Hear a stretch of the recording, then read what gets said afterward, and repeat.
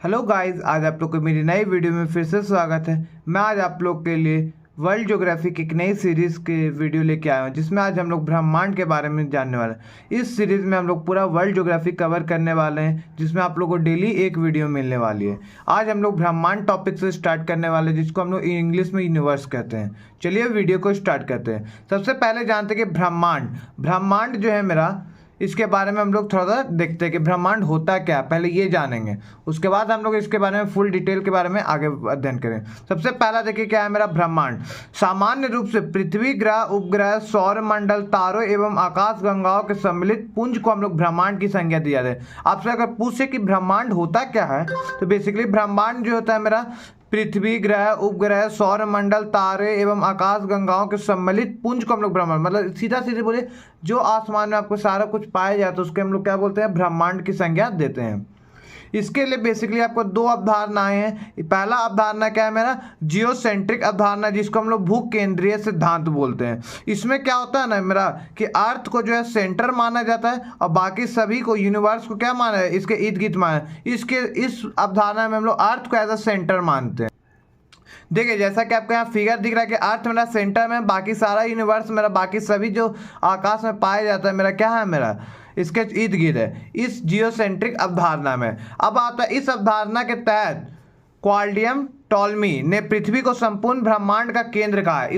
इस अवधारणा को देने वाले कौन थे, तो याद रखेंगे क्वाल्डियम टॉलमी थे। टॉलमी साहब थे, जिन्होंने कहा ना कि संपूर्ण ब्रह्मांड का केंद्र क्या है मेरा, पृथ्वी है। ये आप लोग को बात याद रखना है कि जियोसेंट्रिक अवधारणा को देने वाले कौन थे, क्वाल्डियम टॉलमी साहब थे, याद रखेंगे। अब नेक्स्ट दूसरा अवधारणा क्या है मेरा, हेलियोसेंट्रिक अवधारणा। दूसरी अवधारणा मेरा क्या आती है, हेलियोसेंट्रिक अवधारणा, जिसमें क्या होता है, सूर्य को केंद्र माना गया है। इस अवधारणा के तहत पोलैंड के निकोलस कॉर्पिनस आधुनिक खगोल शास्त्र के जनक, जिसको याद रखिएगा, आधुनिक खगोल शास्त्र के जनक किन्हें कहा जाता है, तो निकोलस कॉर्पिनस कहा जाता है। निकोलस कॉर्पिनस को कहा जाता है, ने बताया कि ब्रह्मांड के केंद्र में सूर्य स्थित है तथा पृथ्वी और अन्य ग्रह सूर्य के चारों ओर परिक्रमा करते हैं। याद रखें, इसी सिद्धांत को हम लोग अभी भी मानते हैं। इस केस में देखिए क्या लिखा हुआ कि सन जो है मेरा सेंटर में, प्लैनेट जो है इनके चारों तरफ इर्द गिर्द घूमते हैं। आपसे क्वेश्चन पूछा जा सकता है कि आधुनिक खगोल शास्त्र के जनक किन्हें कहा जाता है, तो निकोलस कॉर्पिनस को कहा जाता है। ये क्वेश्चन आप लोग याद रखेंगे। नेक्स्ट आप लोग आता है big bang theory. Big bang theory मेरा याद रखेंगे किसने दिया था, जॉर्ज लेमेथर ने दिया था। बिग बैंग थ्योरी देने वाले कौन थे, जॉर्ज लेमेथर ने दिया था। इसमें क्या बोला गया ना बिग बैंग थ्योरी के, ब्रह्मांड का क्या हो रहा है, लगातार विस्तार हो रहा है। इसके बारे में, बिग बैंग थ्योरी के बारे में दो ही मोस्ट इंपॉर्टेंट बातें थी, आपको याद रखना है। अब हम लोग का आता है आकाशगंगा। आकाशगंगा याद रखिएगा, आकाशगंगा को हम लोग सेंटर ऑफ गैलेक्सी, आपसे पूछ सकता है कि सेंटर ऑफ गैलेक्सी मतलब आकाशगंगा का सेंटर को हम लोग क्या बोलते हैं, तो बल्ज बोलते हैं। याद रखिए बल्ज क्या होता है मेरा, आकाशगंगा का केंद्र होता है। हमारी आकाशगंगा का क्या नाम है, मंदाकिनी। याद रखिए मंदाकिनी जो है कि हम लोग इसे रात में दिखाई देता है, रात में हम लोग मंदाकिनी बोलते हैं, दिन में हम लोग मिल्की वे बोलते हैं। याद रखेंगे मंदाकिनी बेसिकली हम लोग रात में दिखाई देता है, मिल्की वे मेरा दिन में दिखाई देता है। यहाँ पे लिखा हुआ है मिल्की वे, मंदाकिनी का भाग जो रात में दिखाई देता है। याद रखिएगा मंदाकिनी का वह भाग जो कि रात में दिखाई देता है उसको हम लोग मिल्की वे बोलते हैं। अगर हमसे पूछे कि हमारी आकाशगंगा क्या नाम है, तो मंदाकिनी है, ये हिंदी में बोलते हैं। बेसिकली हम लोग मोस्ट केस में हम लोग मिल्की वे ही बोल देते हैं। नेक्स्ट आपका क्या आता है, प्रॉक्सिमा सेंचुरिया। सूर्य के सबसे निकटतम तारा अगर पूछता है कि सूर्य के सबसे निकट में कौन सा तारा है, तो प्रॉक्सिमा सेंचुरिया है, ये याद रखिएगा आप लोग।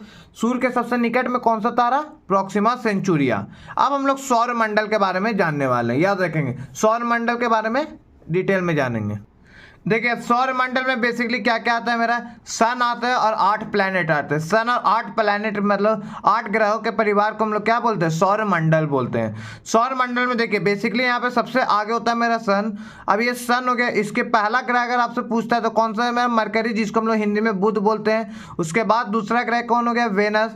वेनस को हम लोग हिंदी में क्या बोलते हैं, शुक्र बोलते हैं। फिर उसके बाद मेरा अर्थ आ गया, अर्थ हो गया क्या मेरा, इसको हम लोग पृथ्वी बोलते हैं। फिर मार्स, मार्स को हम लोग क्या बोलते हैं, मंगल बोलते हैं। फिर उसके बाद मेरा जुपिटर आता है, जिसको हम लोग बृहस्पति के नाम से जानते हैं। फिर हो गया मेरा सैटर्न, सैटर्न को हम लोग शनि बोलते हैं। फिर हो गया यूरेनस, जिसको हम लोग अरुण के नाम से जानते हैं। और एक हो गया नेपच्यून, जिसको हम लोग वरुण के नाम से जानते हैं। बृहस्पति और शनि को हम लोग क्या बोलते हैं, जॉइंट गैस है, क्योंकि इसमें केवल और केवल मेरा गैस ही है। याद रखें ये दोनों ग्रह जो है मेरा गैस से ही बना हुआ है, इसीलिए इसे हम लोग क्या बोलते हैं, जॉइंट गैस के नाम से जाना जाता है। और ये यूरेनस और नेपच्यून जो कि अरुण और वरुण हो, इन्हें हम लोग आइस जॉइंट के नाम से जानते हैं, क्योंकि इसमें केवल और केवल बर्फ है। कि देखिए सन से ये सबसे ज़्यादा दूरी है, सन से ज़्यादा दूरी होने पर क्या होता है मेरा, सन का रे जो यहाँ पे पहुँचने में बहुत टाइम लगता है, जिसकी वजह से यहाँ पे बहुत ही ठंडा होता है। अगर आपसे पूछ सकता है कि ठंडा ग्रह कौन कौन सा है, तो अरुण और वरुण आपसे पूछ सकता है। अरुण और वरुण ये दो मेरे क्या आइस जाइंट है। और अगर आपसे गैस जाइंट के बारे में पूछे तो ये मेरा बृहस्पति और सैटर्न हो गए। याद रखेंगे बात। देखिए ये जो हो गया ना चार, जो पहले चार ग्रह हो जिसको हम लोग मरकरी, वेनस, अर्थ और मार्स, इसको हम लोग आंतरिक ग्रह कहते हैं, मतलब इंटरनल प्लैनेट बोलते हैं। और जुपिटर, सैटर्न, यूरेनस और नेपच्यून को हम लोग एक्सटर्नल प्लैनेट बोलते हैं। और इसके बीच में जो होता है ना, ये बृहस्पति और मार्स के बीच में मेरा एक एस्ट्रॉयड बेल्ट होता है। याद रखेंगे मार्स और जुपिटर के बीच में मेरा क्या होता है, एस्ट्रॉयड बेल्ट होता है। ये आप लोग को याद रखना है। आंतरिक ग्रह को हम लोग टेरेस्टेरियल प्लैनेट के भी नाम से जानते हैं, क्योंकि इन चारों पे क्या है मेरा, जमीन है, लेकिन इन सभी पे मेरा जमीन है, किसी में गैस है तो किसी में आइस है। इसीलिए इन सभी चारों ग्रह को हम लोग क्या बोलते हैं, टेरेस्टेरियल प्लैनेट के भी नाम से जानते हैं। ये आप लोग नोट कर लीजिएगा। अब आप लोग का आता है क्या मेरा सन। सन सबसे पहले पूछा कि सन मेरा क्या है, स्टार है कि प्लैनेट। तो याद रखें स्टार है, तब स्टार का हम लोग सभी जानते हैं कि इसका खुद का लाइट होता है। याद रखेंगे ऊर्जा होता है। अब ये क्या होता है मेरा, सन में ऊर्जा कहाँ से आता है, नाभिक संलयन से आता है। याद है नाभिक से, जिसको हम लोग न्यूक्लियर फिजन के भी नाम से जानते हैं। अब ये कहाँ होता है मेरा, तो कोर में होता है, जिसको या कोर बोलते हैं तो क्रोड बोलते हैं। सूर्य का सबसे आंतरिक भाग में ये फ्यूजन होता है, फिजन होता है। याद रखेंगे न्यूक्लियर फिजन कहाँ होता है मेरा, सूर्य के सबसे आंतरिक भाग में होता है। जैसे कि H2 + H2, जब ये H2 प्लस हाइड्रोजन जुड़ता है तो मेरा हीलियम बनता है। हीलियम बनने की वजह से क्या होता है मेरा, बहुत एनर्जी रिलीज होता है। याद रखेंगे।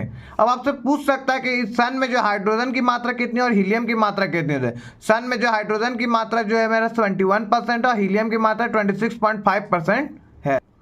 अब आपसे एक सवाल और पूछा जा सकता है कि सन से जो है लाइट आता है जो अर्थ पे, उसको आने में कितना टाइम और उसका क्या स्पीड है। तो आपसे पहला टाइम पूछता है कि आने में सन से जो कितना टाइम लगता है अर्थ पर, तो 8 मिनट 16 सेकेंड जो लगता है।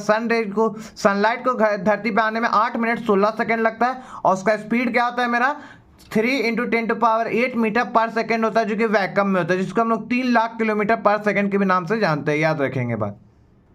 इसी के साथ आज की वीडियो एंड होती है। नेक्स्ट वीडियो में हम लोग आदित्य L1 मिशन के बारे में जानेंगे और बाकी सभी ग्रहों के बारे में जानने वाले हैं। वीडियो थोड़ी सी भी अच्छी लगी हो तो चैनल को सब्सक्राइब करें, बेल आइकन को प्रेस करें। धन्यवाद।